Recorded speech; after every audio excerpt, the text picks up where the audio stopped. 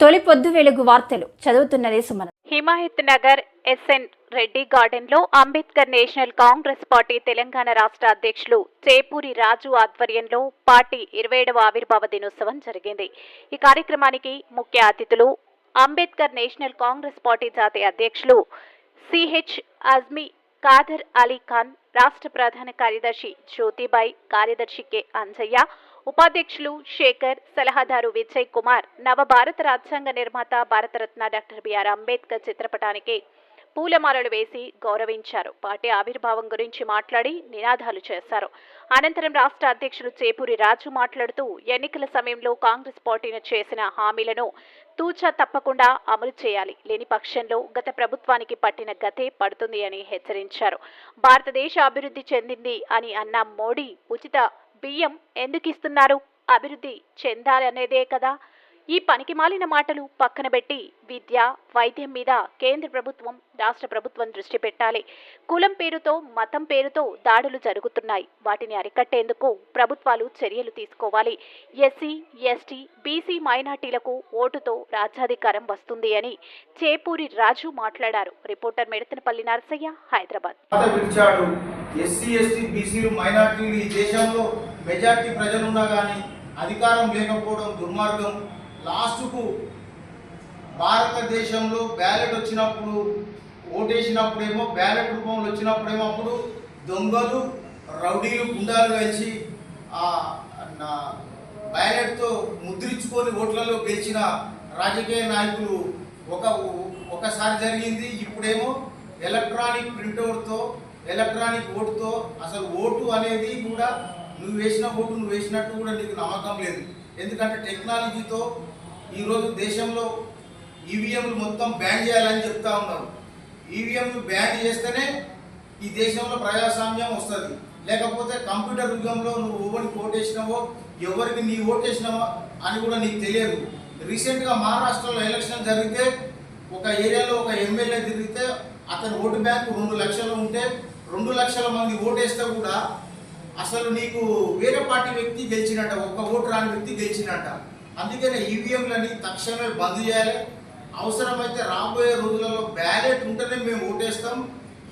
ఈవీఎంలు అయితే ఈ దేశంలో ఈవీఎంలను మేము బహిష్కరిస్తాం, మేము ఓటే పాల్గొనమని చెప్పి ప్రజలు చైతన్యవంతులు కావాల్సిన అవసరం ఉన్నది. ఎందుకంటే వీళ్ళు ఇచ్చిన దొంగ హామీలు ప్రతిరోజు మొబ్బ పెడుతున్నారు ప్రజలు. మేము ఉచితం ఇస్తామని. ఉచితాలు అవసరం లేదు. ఉచితాలు ఇవ్వాలంటే ఏం చేయాలంటే ఫస్ట్ మీ రాజకీయం ఇంకా మీరు 4 సార్లు 10 సార్లు ఎమ్మెల్యేలుగా, ఎంపీలుగా, మంత్రులుగా మీరు సంపాదించుకున్న ఏదైతే ప్రజల రక్తాన్ని, గవర్నమెంట్ వనరులు మొత్తం దోసుకొని తిన్న మీరు మీ దగ్గర ఉన్న నల్లధనాన్ని మొత్తం ప్రజలకు పంచాలి. పేదలకు పంచినప్పుడే అప్పుడే పేదరిక నిర్మూలన జరుగుతుంది. కానీ మీరు ప్రభుత్వంలోకి వచ్చి మేము సంక్షేమం ఇస్తామని అంటే సంక్షేమం ఇవ్వడానికి దగ్గర ₹1 బడ్జెట్ కూడా లేదు. నువ్వు సంక్షేమం ఇస్తామని చెప్పి పేద ప్రజల ఓట్లు వేసుకొని నువ్వు ఓట్లు వేసుకున్నాక ఇక్కడ బడ్జెట్ లేదంటావు. ఓట్ల కోసం పోయినప్పుడు నువ్వు నేను అన్ని ఫ్రీ ఇస్తా అని చెప్తావు. ఓటు వేసుకున్నాక ఏది ఫ్రీ లేదు. అసలు లాస్ట్కు మేము పోయి ఎమ్మెల్యేల చుట్టూ, ఎంపీల చుట్టూ తిరిగి లాస్ట్కు పత్రాలు మెమోరాండం ఇస్తే దానికి దిక్కు లేదు. కేవలం గెలిచినంతసేపు మాత్రమే పేదల పైన ప్రేమ ఉన్నది. కానీ గెలిచిన తర్వాత మళ్ళీ 5 ఏళ్ళ దాకా ప్రజల వైపు ఎవ్వరు కూడా పోవట్లేరు. అలాంటి దిక్కుమాలిన రాజకీయం మానుకోవాలి. ఇదనైనా భారతదేశానికి 70 సంవత్సరాల స్వాతంత్రం వచ్చిందంటారు. 70 సంవత్సరాల ఈ దేశంలో కరోనా కానించి digital India, make in India Narendra Modi అంటా ఉన్నాడు.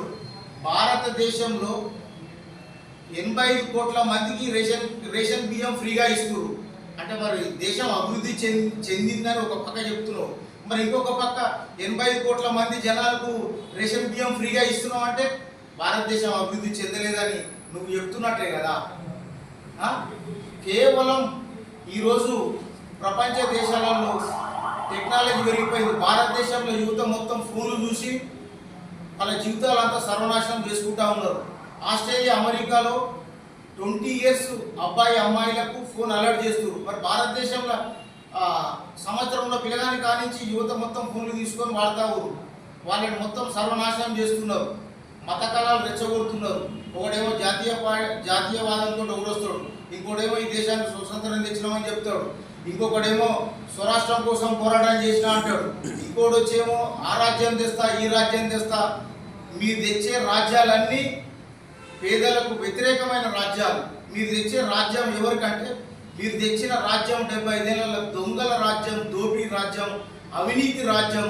పేదలకు వ్యతిరేకంగా మీరు పనిచేస్తా ఊరు కానీ ఎక్కడ కూడా పేదల సంక్షేమం కోసం పనిచేయని దేశం పేరుతో దేశం ముసుగులో భారతదేశానికి స్వతంత్రం వచ్చి నేను భారతీయుని నువ్వు భారతీయుని చెప్పుకుంటూ భారతదేశ ప్రజలని 75 ఏళ్ళ సంది మోసం చేస్తూ